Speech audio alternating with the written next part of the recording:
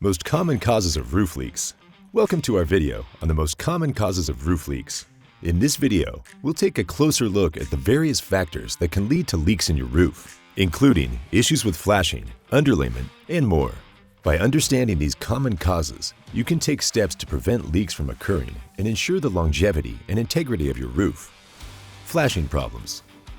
Roof flashing is the thin metal material that roofers install on the joints of your roof and below the shingles.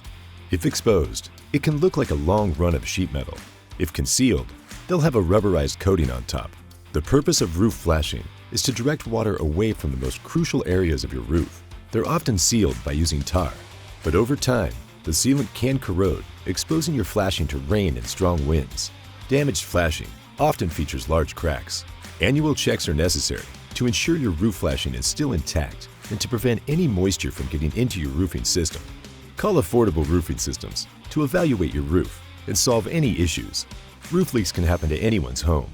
If you have problems with roof leaks or want to prevent them from happening, call us today at 813-542-8462 or visit www.affordableroofingflorida.com to get a free estimate. Affordable Roofing Systems, where experience and quality matter.